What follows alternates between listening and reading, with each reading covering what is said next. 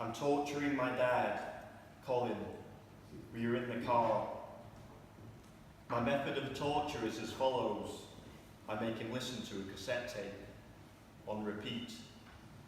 The tape is an album called Chorus by a band named Erasure, a band Colin doesn't much care for. I know this because he tells me so.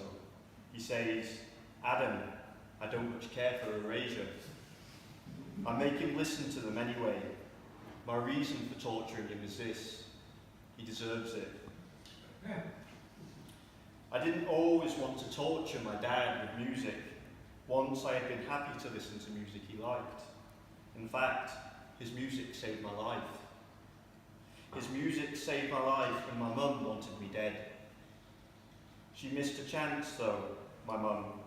I'd already been hiding in her belly for over 6 months before she found out. Most mums find out when they miss their period. Not my mum. Years of shooting heroin had already stopped it. The other warning signs of being pregnant, tiredness, dizziness, throwing up, were simply part of her everyday life. She was 21. Not until her belly began to bulge did she suspect something wasn't right. She visited the doctor and told him to remove the unwanted bulge at once. But her doctor said that she was too far gone.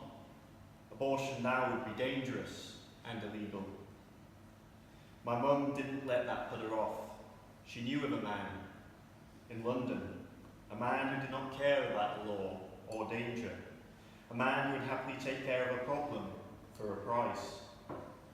She sat on the train from Manchester to London with me in her belly, hoping the man would be successful and swift. The man was neither swift nor successful. He wasn't there. My mum, Martine, arrived at his office to find it empty. She never discovered whether he'd been shut down or put in prison or was just taking the day off. But when she got back on the train to Manchester that night, I was still alive. Martine wasn't about to give up though. She was persistent like that. She upped her daily heroin intake, which was already considerable. By the end of her pregnancy, she had to inject it into her groin. All her other veins had collapsed through overuse. She also began punching herself in the belly. When her arms grew tired, she ran into walls. When that didn't work, she threw herself down the stairs. Her belly became black with bruising, yet continued to expand. I had my dad to thank for this, my continued existence. He was comforting me, giving me strength to get through the daily attacks by playing me music.